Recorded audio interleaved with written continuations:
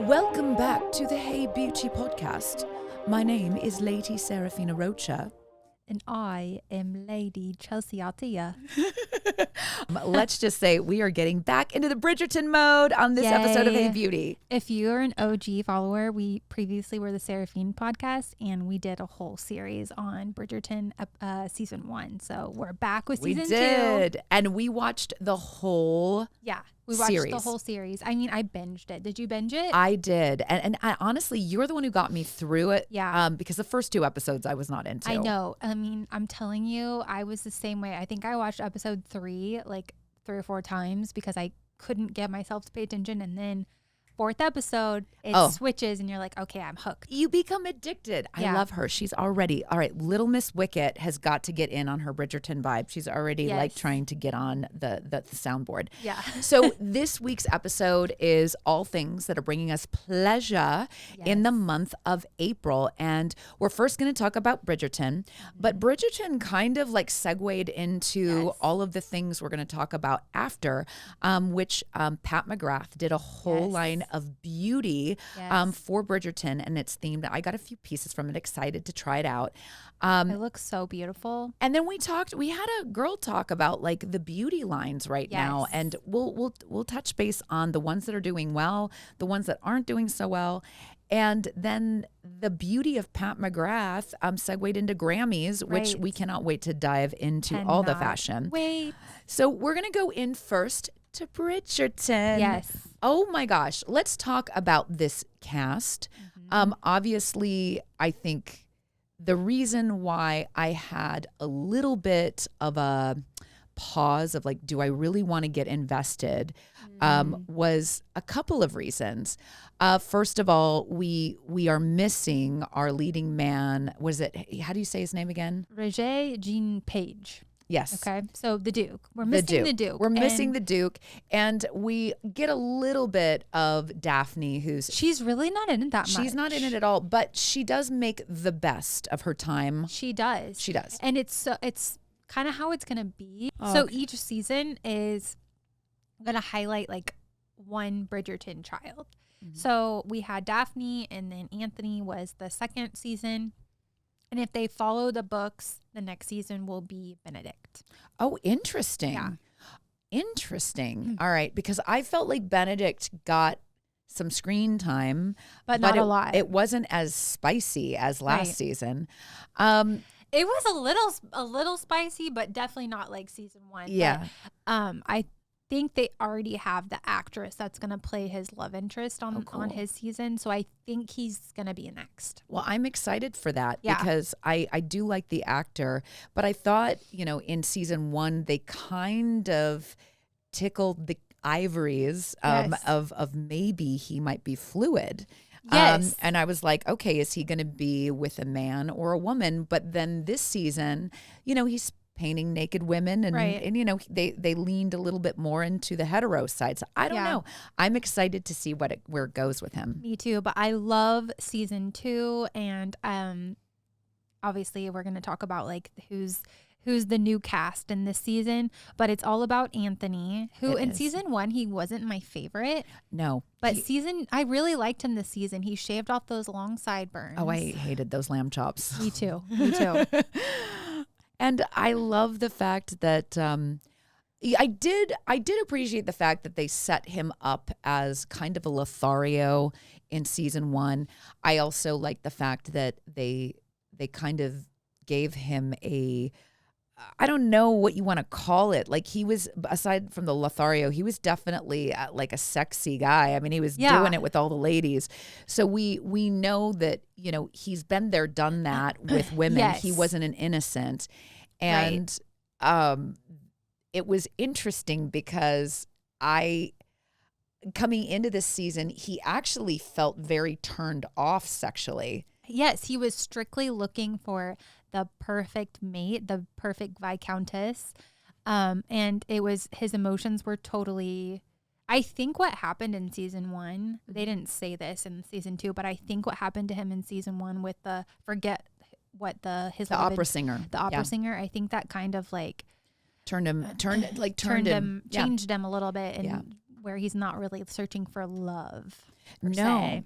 And I do appreciate this season. There is a huge backstory of Anthony, and we understand Oh my gosh. with his father. And we know what the bee means. Yes. Didn't we? Like the bee The bee has been in. So if you look at the intro to any Bridgerton episode, they have what I refer to as the Gucci bee. Yes. Because Gucci loves the bee. And I was like, why is the bee? Is it queen bee? Like, what is all of this? I think we even talked about this in one of our episodes from season 1. Yeah. And I thought the significance of the bee. And I kind of love that they have like there's little nods in their costuming that felt Gucci, but then I'm like, oh, no. The bee actually is in the storyline of Anthony and Lord Bridgerton, his father, and his father is deathly allergic to bees and gets stung by one and dies in front of him. And it is traumatic. And it's basically shaped the man who he is, the way he feels responsible for his family. And I think that combined with the love story in season 1 with the opera singer, I think it really kind of showed why he's shut down and why he's so duty bound. I totally, that's how I see it too. But we're surprised by the person that gets beneath the surface on this. And you want to talk about the new cast? So the new cast, this was something we were really excited about. If you listen to our previous episodes on Seraphine, was about the fact that they cast 2 women that are of Indian descent. Right. And they announced that like as season 1 was ending. So we knew who was going to be his love interest. And they did not disappoint. Like they're beautiful. And I've seen so many people of Indian descent. They're happy to be represented by a darker skinned Indian person versus an Indian person that has lighter, more European style skin. They could have easily picked Indian what women. I call the influencer Kim Kardashian look for this role. Yeah. And thank goodness they didn't, because there is something about these 2 women. Simone Ashley is the actress that plays the love interest of Anthony. And boy, I mean, she's got the aquiline nose. She's got the high cheekbones. The sharp jawline. I mean, and I do like how they differentiated her look, because she's actually not supposed to be, she's the stepsister. Yes. Her dad is actually, her dad in Bridgerton, who has passed away, was like a commoner. Which is so interesting, because I actually think she looks very regal. I mean, she's tall and she's statuesque, and her profile is very much like, it's beautiful. Now, her sister, who is the name of the sister is Edwina Sharma. This actress is like a doll. She is so stunning. And again, you can see the like quote unquote what would be the resemblance. I thought it was cast so well. I do too. But they actually are coming into the picture, and their storyline is very interesting because again, it's this sense of like her mother marrying beneath, I guess, what the family would say would be worthy of the bloodline. Yeah. There's a little bit of scandal, but we have her being invited to participate by our favorite Lady Danbury, who is just a badass this season, as she was in first season.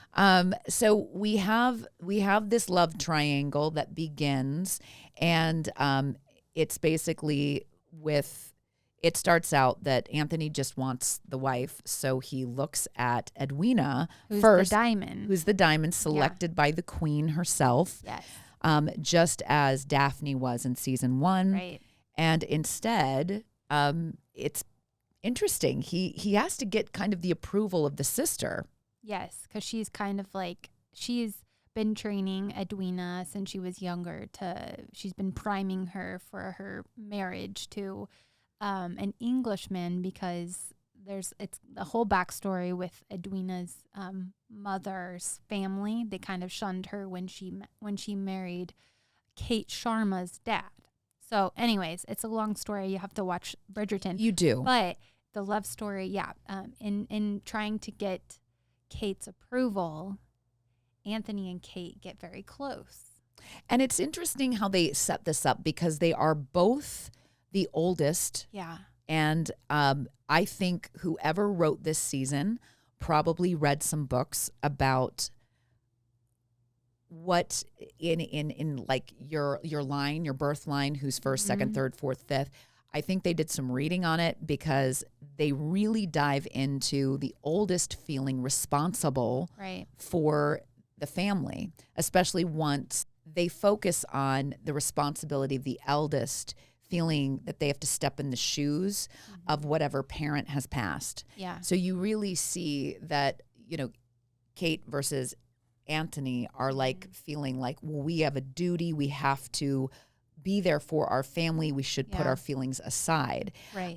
In the midst of all of this, they are like, it's like lightning strikes between them. Yeah. And they are drawn to each other like a moth to a flame. Yes. And wow, the writing on this show this season, the world of Shondaland in general, if you watch any of her shows, whoever does the writing is amazing because every scene, there are little nuggets that are put into the dialogue. Yeah. It's in Bridgerton, obviously, they have a very florally language. Yes. Last year's kind of trigger line that was like, we all talked about it was "I burn for you." Yes. And this one was, what was it? It's "You are the bane. You are the bane of my existence." Which I was like, woo! I got goosebumps. I got chills. I was like, oh my gosh, it's that love, hate, fighting your feelings.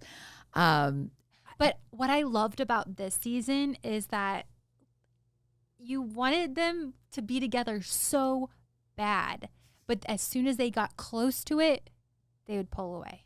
And you're like, oh my God, they just keep you wanting more and more and more. So it wasn't the difference between like season 1 and season 2. Season 1 had a lot of sex scenes. A lot of sex scenes. And season 2, I literally think it had 1, maybe 2 sex scenes. Yes. 1 with Anthony and Kate Sharma. That's it. The chemistry in this show, I think what really did it for me was I have been dying.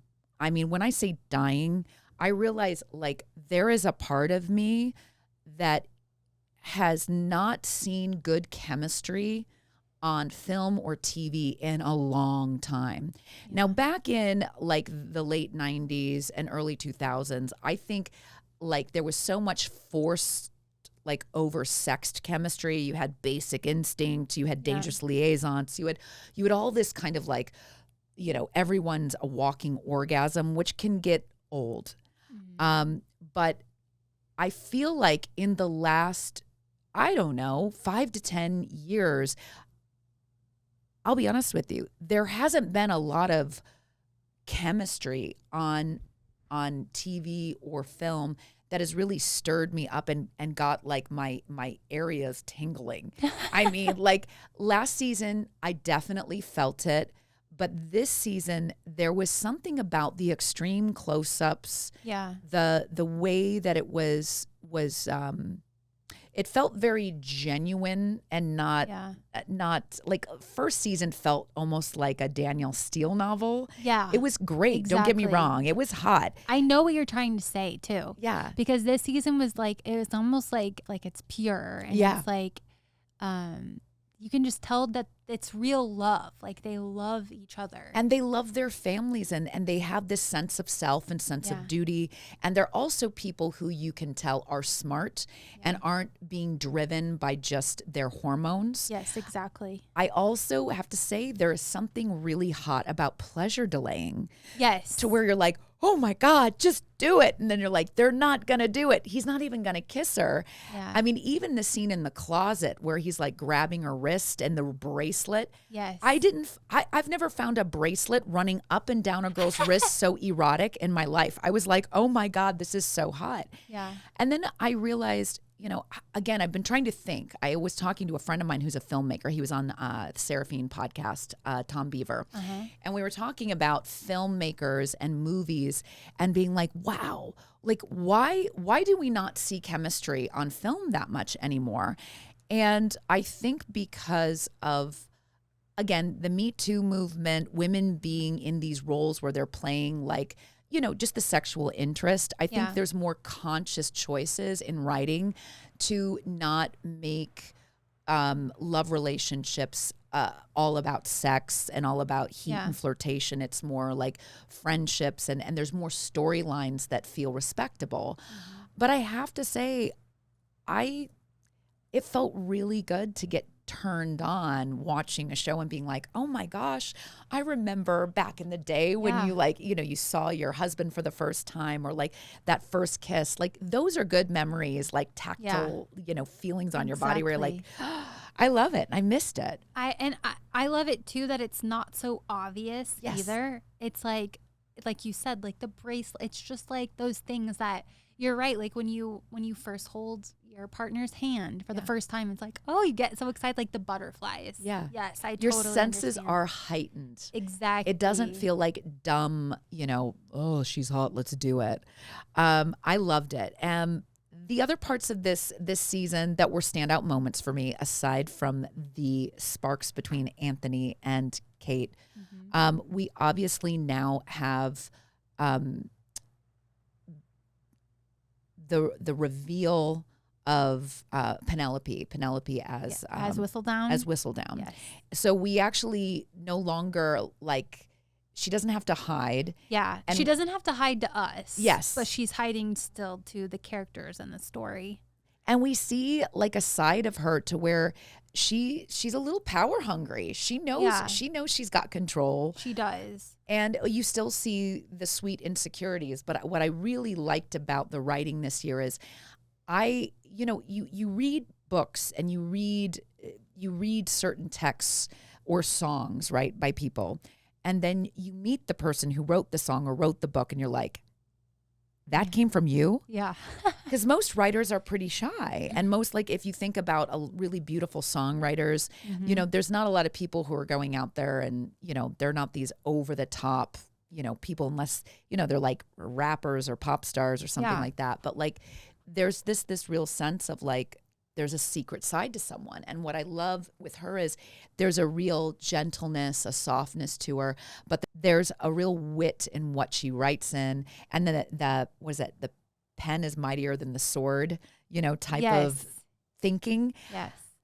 And then we really understand why she is kind of nasty in her writing, because she's been put down. She is definitely not the diamond. She's not the diamond, and not only put down by people in the community, but put down by her own family. I mean, her mother, she's awful. Oh. And her sisters, it's kind of like Cinderella. It really is like Cinderella. Yeah. I feel that way.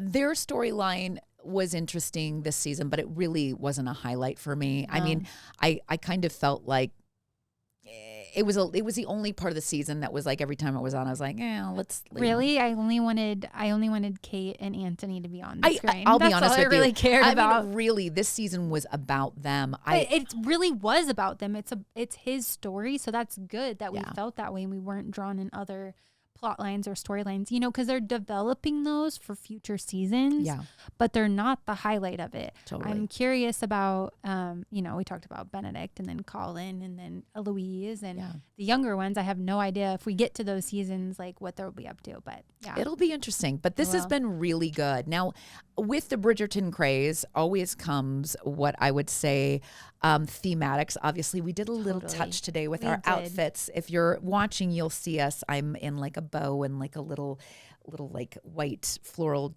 top, and Chelsea's looking gorgeous. I'm in a Vici collection romper, like this buttermilk yellow. Actually, it's not buttermilk. It's like bright yellow. I know, right? Like I know. Like we're lately we've been in a lot of yellow. colors. Lemon yellow. Yes. Lemon yellow. Yes. But it gives, when you're seeing something that is so big in pop culture, obviously it's going to transcend into other parts. So we had Euphoria. Seriously. Ago, and now it's the total opposite spectrum, and we're in Bridgerton. Totally. But the color That's one thing they do have parallel is the color. Yes. And the music. The music in Euphoria and the music in Bridgerton. It all ties in. Brilliant is the music. I mean, the fact that they take pop songs and they make them into orchestral like music that doesn't put you to sleep. I know. It's incredible. It's so incredible. Good. They were playing one song. Forget the song that they were playing, but they were walking. I was like, oh my God, I can't believe they're playing They did Alanis Morissette's You Ought to Know. And I was like, what? You put that in like proper corset gowns and dances. Like you're jamming out to, I mean, I remember moshing to that song. So That's amazing. I love Alanis Morissette. It's so cool. So we have the music that kind of ties in with making a good TV show, just like Euphoria. Material Girl is the one that Material Girl. Oh, that's I am a material girl, right? Madonna, yeah. Yeah. And then we have not only the music, but then we have these color palettes that have now transcended into Pat McGrath, who is the hottest thing right now. Pat McGrath. And you know, we'll get into this about the Grammys, but she did Doja Cat's makeup. She did She didn't do people. her makeup, but all of her products were on Doja Cat's face. It was so cool to see. Now, Pat McGrath, if you don't know who she is a Black makeup artist who has created like some of the most beautiful pigmented luxury like the packaging. Line. Oh my gosh. Beautiful bows. It's so not ladylike. Cheap, but it's worth it. It is. It so is. So they did the Bridgerton line. And what I loved about it is Nicola, was it, I need to look up her pronunciation. It's hard to pronounce her last name, but Penelope. Well, Penelope's character. So I think her name's Nicola Coughlan or yes. She is the face of it. And I mean, she looks I love that. I do too. She looks like a blonde bombshell. The person from Bridgerton that doesn't get that kind of attention. And she's totally. And she's Miss Whistledown. We love that for her. I do too. And she's so adorable. I mean, like, it's just the way she's so sassy. She's got a bit of an Irish accent in real life. Yeah, she does. Well, she kind of does in Bridgerton as well. She does when she's trying to be like suit when she's trying to be what is that, like undercover, low key. Yeah when she's collecting her money. Yes.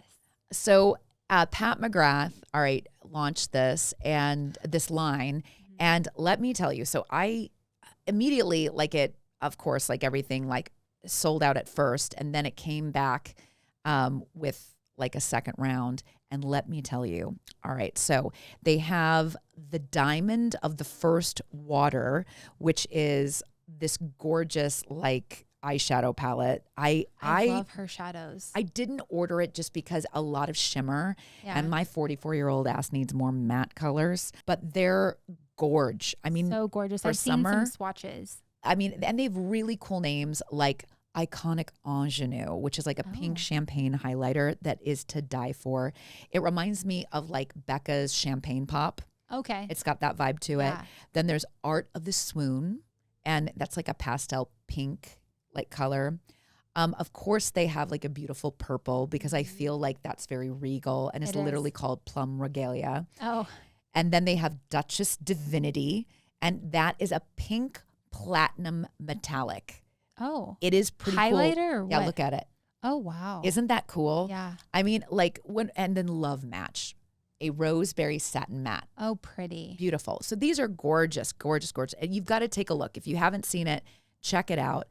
Then they go into some other products, which I got super excited about because for me, I wanted like an all over body shimmer that I could use for, my eyeshadow or my skin. So she definitely did an all-over body glitter that I got. And then she did a bunch of beautiful lipsticks. I feel like her lipsticks always are a hit. One of them is called Negligee. That's coming in the mail. I cannot wait. I was like, damn, I'm going to put on my negligee. And then negligee, what a great word. She's got it. I know, right? It's so 80s. I feel like negligee was so used in the 80s. But anyway, you need to check it out. If you go to her Instagram, I mean, you've got to see them on the site.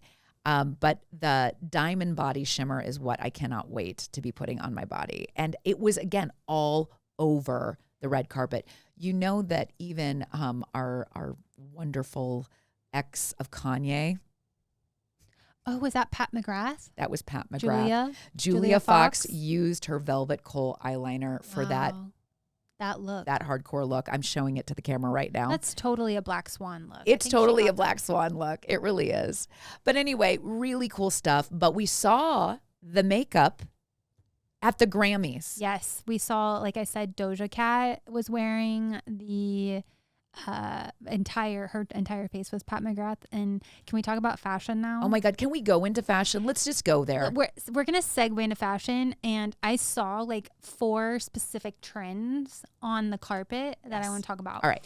So first is let's talk about the naked dresses, because Doja Cat was wearing one. She was wearing Atelier Versace, and she looked amazing. Her hair was giving like Gwen Stefani. Totally. Her makeup was rocking. She had the coolest purse ever.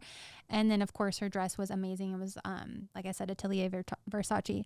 And then SZA was wearing that like nude gown with like the flowers going down the center. Very Bridgerton-esque. Very. And she had these like big waves. She looked amazing. And then our girl Paris Hilton was wearing that like silver. She looked gown fantastic. with, like, the cape and her high pony. She was rocking it. But then we have like, I call it La Vie en Rose, which is pink. I told you. Oh my God, there was so much pink. Even Justin Bieber with his pink beanie. I know. Justin Bieber with his pink beanie, Travis Barker with his jacket, and then Sweetie wearing that like amazing. I think, who was she wearing? I can't remember who exactly she was wearing. And then Billy Porter, Chrissy Teigen with that ginormous gown. You know, she's not the one. She doesn't come in subtle at all. She does not come in subtle. And I love that she goes for it. Yeah. And then Trevor Noah, the host, was wearing. Trevor Noah was, and I have to say, I really appreciated the nod from Little Nas to Kim K, because he was in Balmain with the pearls. I mean, he looked pretty badass. He looks like a superhero. He's got a great body because he had like these really chunky shoes on. Yep, and he always does broad shoulders. Yeah, but he shows off this really athletic, beautiful form, and his booty. Because that boy can shake that booty. Let me tell you, he can twerk better than half the people I know. He can. The standouts for me were honestly some of the 90s looks. So I have to say, good old Hailey Bieber went with a very minimal Kate Moss look. I really enjoyed the whole vibe that she had. I'm trying to look up what her dress was. Because it was super. Her dress was Saint Laurent. Saint Laurent. It was very plain, but very her. And she's so stunning that she's one of those people that, like, she can have a low-key moment and still knock it out of the park. Yeah. I thought it was really beautiful. The other one that I thought was so 90s was the Versace. Dua Lipa. Looked. Versace was owning the carpet. Can I just were. tell you how many people were wearing Versace? Doja Cat, Dua Lipa, Snow Allegra. They were all wearing Atelier Versace. Oh my gosh, that's crazy. And Donatella was there. So that was it. I mean, that was such a moment, and I loved the throwback to the 90s supermodel. She just owned it. To me, she was my favorite look of the night. Yeah. I think my favorite is still Doja Cat. She's hilarious, by the way. Like, she's so funny. She wore a second outfit in the actual ceremony, whatever, award show. Uh-huh. And when she came up on stage to get her award and she was in the bathroom peeing, oh my God, it was hilarious. So funny. But I loved both of her looks. I think she was wearing Versace in both. But I think she was my favorite. I did love Dua Lipa as well. How cool, though, that we saw Kourtney Kardashian. Isn't that crazy? And Travis, and they got married right after. And P.S., how cool was Kourtney Kardashian letting Travis shine? I freaking love that. You know, Kardashian is all about me. Like, whenever they enter the carpet, you know, everyone's going to them. Yes. Everyone wants their photo. And I know she's not Kim. She's not the top, the head of the family. But she still would draw a crowd if she wanted to. She's having such a moment, and I have to say, I love their love. I love their love, and I really appreciate. I have to say, I was one of the people back in the day who, you know, when they say who's the most boring Kardashian, you know, Kim made that comment. Yes, the least interesting to look at. I'm telling you now, I am so leaning into Kourtney. Isn't it crazy, though, how we were so inundated with celebrity beauty. I mean, oh my goodness. I feel like they're going to go up in flames here soon. I want to know, Yes. what are the beauty brands that are standing out for you? Okay, so my first one I'm going to say is Rare Beauty. So that's Selena Gomez's line. And I have to tell you, when I first saw she came out with a makeup line, I was like, are you serious? Another celebrity makeup brand? Like, I don't get it. Oh, Rare Beauty is a force to be reckoned with. Like, they are taking over the makeup game. They're in Sephora and they're all over social media. What do you think it is about Rare Beauty's marketing, how she approached? I think, at least from the social media standpoint, it's all about like the influencers and playing that game and getting products to sell out and go viral, like her blushes. I'm actually wearing her blush right now. It's Happy. And this is one of the viral products, and her highlighters. And now she has a tinted moisturizer. But I'm going to tell you a little bit about the backstory. So we all know that Selena Gomez has been very vocal about her mental health. And I love a company that stands for more than just their product. So for her, she created Rare Beauty with the intention to have every person who uses the brand to feel comfortable and beautiful in their own skin, breaking unrealistic beauty standards. And she created the Rare Impact Initiative. And it's information. They have like a tab on their website with information regarding mental health. And she donates 1% of all sales to the Rare Impact Fund. That is so she gives cool. back. She's really big on mental health, and also, which I think is really cool, you know, she was diagnosed with the autoimmune disease lupus. And so all of her packaging, it was designed with a specific design for easy accessibility for people with arthritis. I love that. You know, and I noticed that when I saw her packaging, I was like, it looks like it's all really easy to use. Yes. I have actually, to be honest with you, I haven't bought anything from Rare Beauty. I love Rare Beauty. Their bronzing contour sticks, they're all sold out everywhere. But I know when we went, Chelsey and I love to just go in. We're the people who browse at Sephora. And I mean, we were going around telling each other, did you try this? Yes. Did you try this? Yes. And I mean, you weren't kidding. They were all sold out. They're all sold out. I'm actually looking up on my phone. I think I read the other day that Selena Gomez has been off social media. She said she was off the internet. Off the internet. Yes. Okay. She's off the internet. I'm sure she has someone running her social. She has to. Of course. But she said that she's been very vocal about her anxiety and her mental health. So I give her major props for that. Good for her. Do you want to talk about Fenty? Oh my gosh, let's totally talk about Fenty. So Fenty is another one that's Rihanna's taking over the game. She was just named on Forbes billionaire list. Wow. Yeah, from August 2021. Yeah. So it's not just from Fenty Beauty, but it's from Fenty Beauty, Fenty Skin, and the lingerie line. And Savage. Yeah. So all of those combined. But she is really, what I love about Fenty and what I think everyone appreciates about it is her line has so many different shades that there's a shade for every person. All inclusive. It's all inclusive. When she went out the gate, she came out with more 48 shades, colors, I think. More shades than anyone. Yeah, ample praise for its wide shade ranges and foundations and concealers. I know so many people were having a hard time finding their shade from, you know, the go-to back in the day was MAC. And MAC's shades, they do have quite a few shades, but they didn't quite go dark enough. They didn't go quite light enough.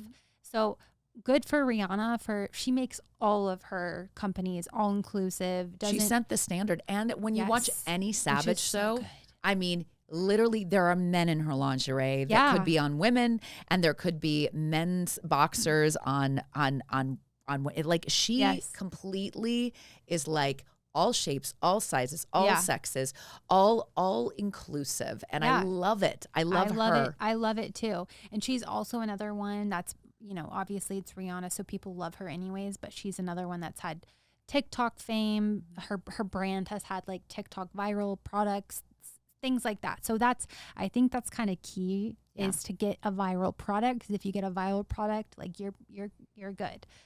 I'm going to go into Supergoop. Yes. I didn't realize that this was Maria Sharapova's line. I had no clue. It's with a lady named Holly Thaggart, so it's the two of them. but it's a sunscreen line, and it doesn't just feel fabulous, but it also functions as a makeup primer. And I actually use the Supergoop Glow Screen every morning. I think it's SPF 40 or SPF 45, one of the two. I use it every morning. My skin just glows automatically. I just use a tiny bit.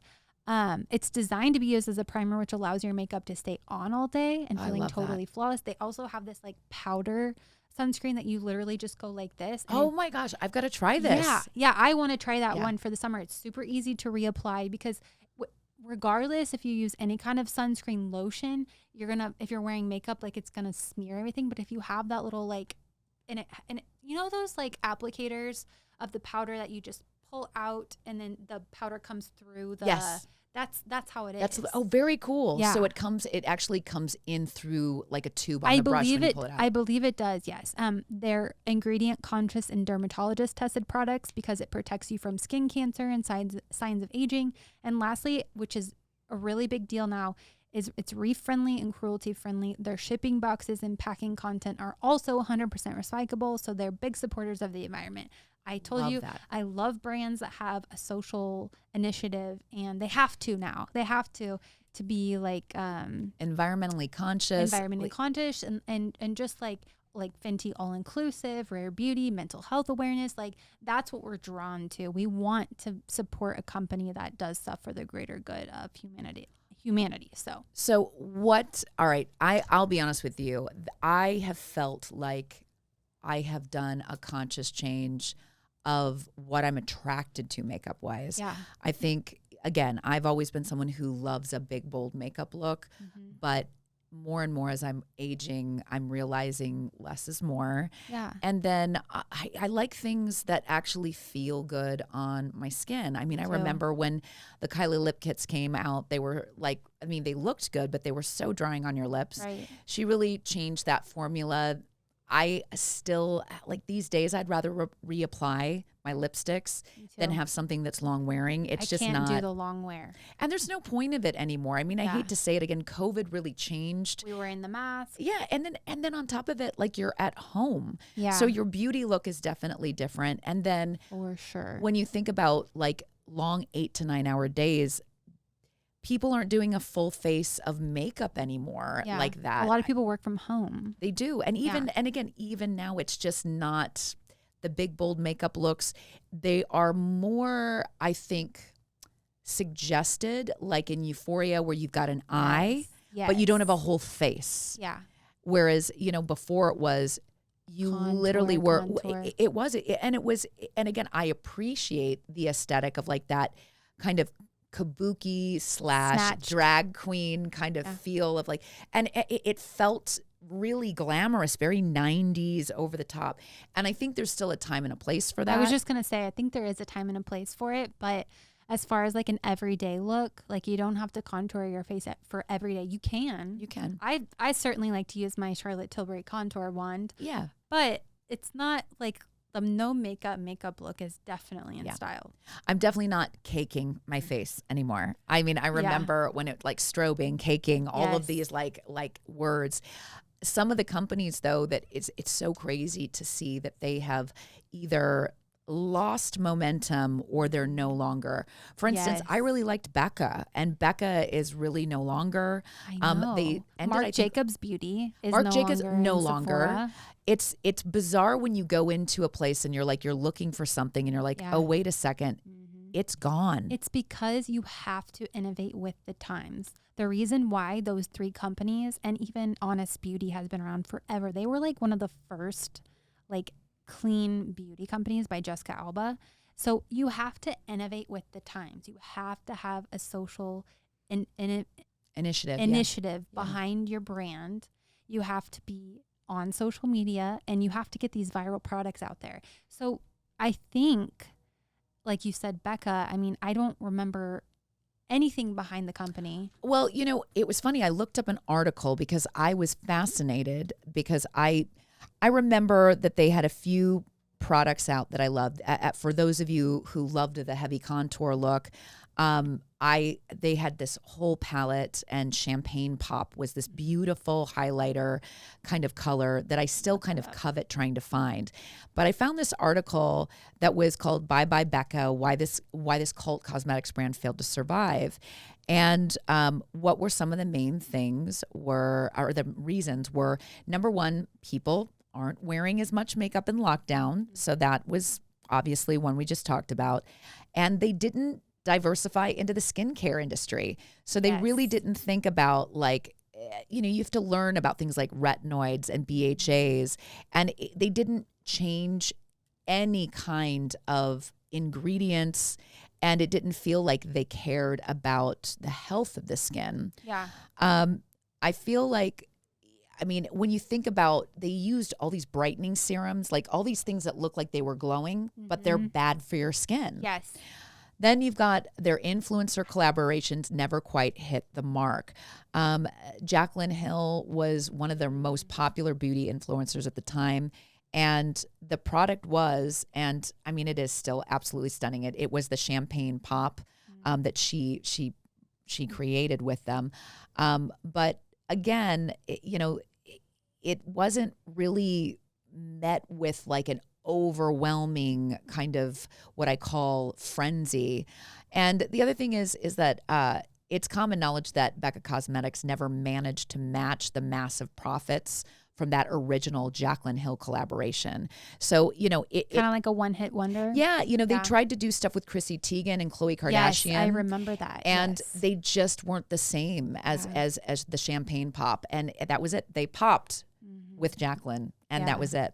And their gimmick products were too much of a stretch. So most brands have launched a gimmick product. After all, any press is good press, but Becca Cosmetics perhaps went a step too far.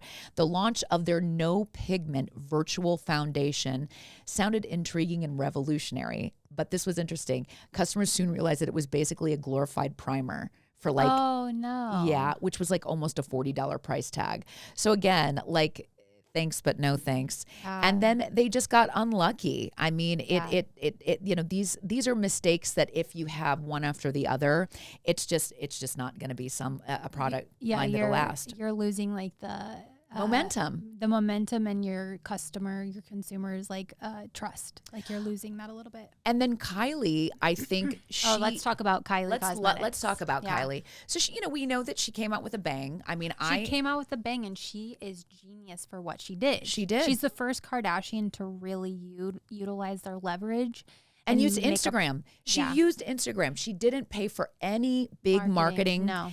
She did these photo shoots outside of her house. And her swatches, we'll never forget her swatches. No, the swatches were amazing because we wanted to see it. She started the celebrity beauty brands. She really did in that what I call mega brand way. And then she was pretty cool with the way she immediately, for every holiday, every birthday, you have these big lines of color palettes and different products and different ways to apply it. I always felt like I wanted to try the new color. Yeah. But like anything in the makeup world, pink is still pink.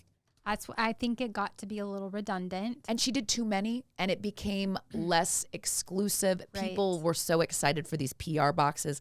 Now you can buy the PR box. Oh, you can? You can buy the PR box. They're more expensive, but now you can feel like an influencer. Yeah. And then the other thing that I thought was, she did listen to the times, and she does have a lot of products for all different kinds of faces. But the thing she did fail to do is she didn't really find any foundations. There's no actual skin makeup. She did a skincare line.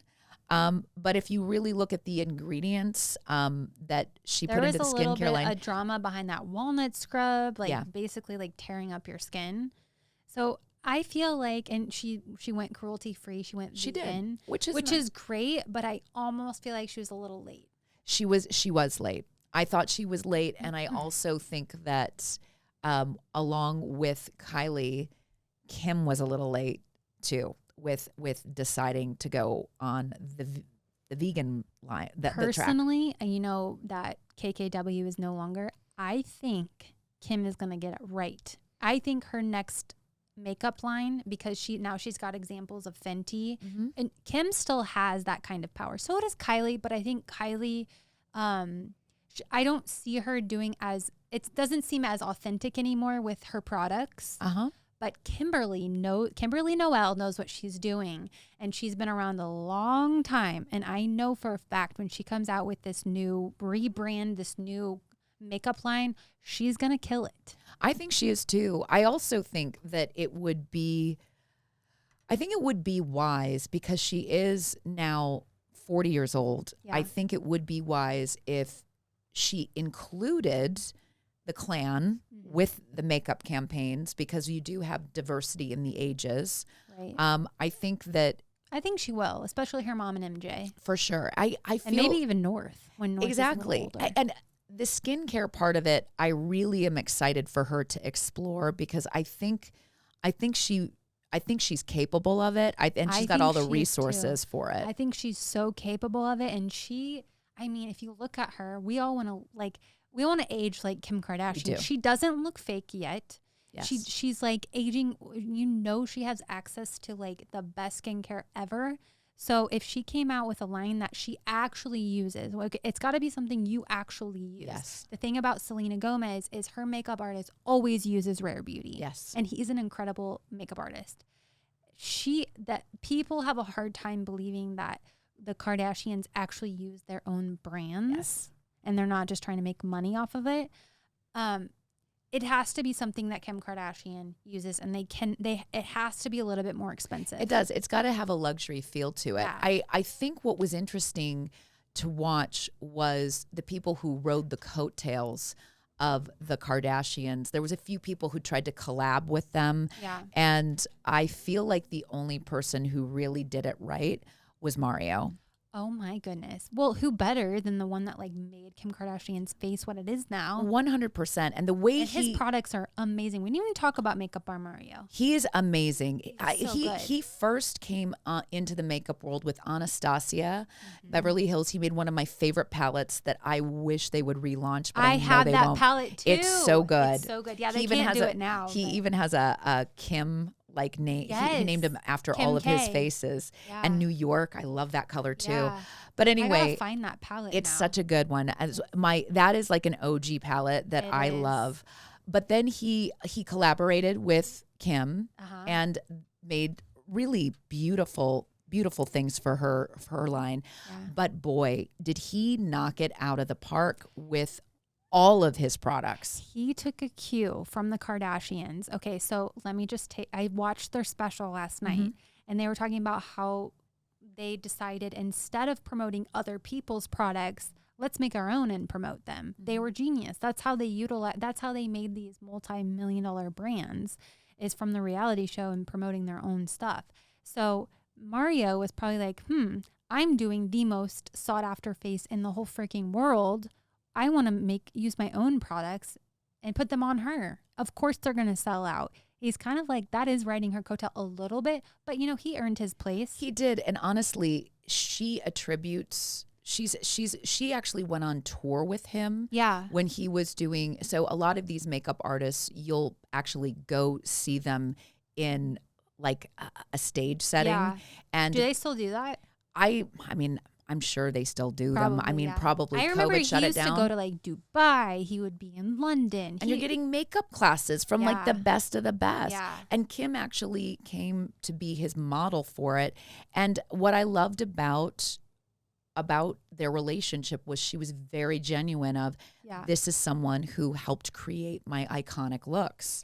Do you remember that YouTube video of him doing her classic that photo of her in like contour? Okay, he made her a beauty icon. His idol was Kevin Aquan, who was a legendary makeup artist to all the stars before makeup artists were. If you can buy the book Face Forward, That is yes. Kevin Aucoin's book. I still have it. I me still too. open that book till this day because Kevin Aucoin had techniques that he used. Yes. And they take stars like Gwyneth Paltrow and they make her into, like, they did a whole Bonnie and Clyde vibe with her. They turned all these different celebrities into icons like Cher or Cleopatra or whatever. I love that book. I love that he has clearly talked about where he's gained inspiration and homages to, obviously, Aucoin. But I also love that Kim always gave him credit. Me too. Kimberly Noel, I'm going to say that again because I love her name. Kimberly Noel, I feel like she's a good person. She's a great business person. Everyone always talks about how great and lovely she is to work with, her and her mom, and Chloe too. But on a side note, did you know that Mario worked at the Sephora in Times Square? Yes, I did. Isn't I love that cool? I love hearing those stories. Now Those are the he best. has like his is another makeup brand. I know he's not technically a celebrity, but that's another one that is taking over social media. I'm not sure about like the ethical side of his brand. I don't know if it's cruelty free. But it's definitely not in the immediate. It's not like the clean beauty. It's definitely not. It's not one of the selling points that you see on social media. It may be, but I don't know. I'd have to look. Yeah. I did buy.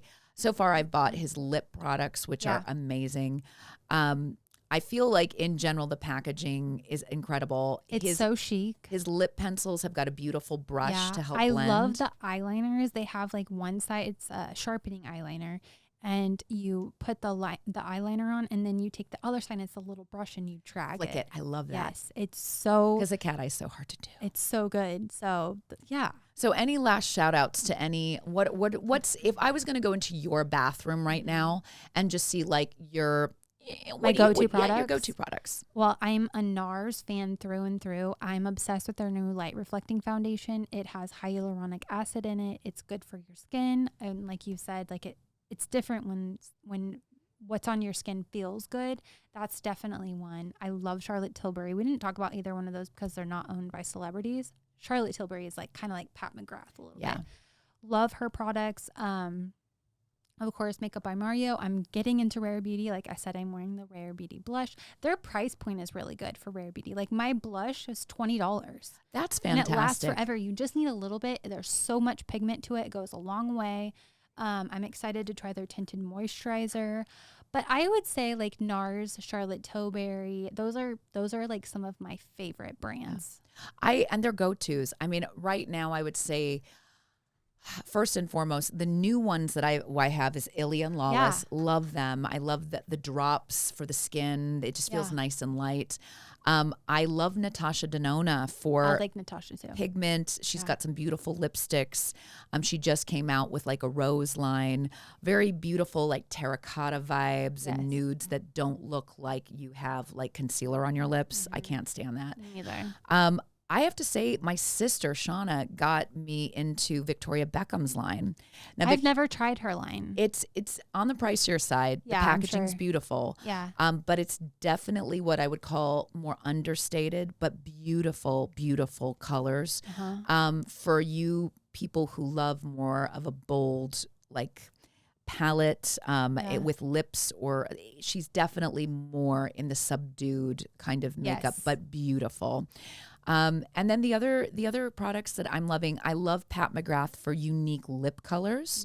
I feel like, I don't know, like in my makeup basket just now for Sephora, I have a Lawless gloss. I can't wait to try, called Glazed. It just looks amazing. I need to try Lawless. Oh, Lawless is there are glosses and they have a lip mask that I swear, I'm all about the lips. Yeah. I love the lips. And then mascara wise, it's funny. I've always been the person who buys a high end and a low end. So my go-to will always be like the L'Oreal, like your traditional black on black, voluminous eyes. Yes. But if I'm going to have the money, I love Charlotte Tilbury's mascara. I've never tried Charlotte Tilbury's. Oh my gosh. It Really? is off. Like you want to talk about bedroom eyes. Okay, like, I'm going to try it. It's so gorgeous. The Sephora sale is now. So yes, it is gorgeous. So do it because Charlotte Tilbury's a little bit on the pricey side. I'm trying to think if there's anything else. Have you ever tried Tom Ford Beauty? Yes, I have. I feel like I want to know your opinion because I'm probably never going to try it. But it is luxurious. Yeah. It is pigmented, but it has a bit of what I would call even their mattes are very like strong. Yeah. So like you have to feel like you're in your 80s vibe, like for your eyeshadows. Like you have to really feel good about blending. You can do light, but they're so beautiful and pigmented mattes that they look amazing. He does do some shimmers here and there. The lipsticks are where it's at. Yeah. The lipsticks are that glittery shiny one. Looks like amazing.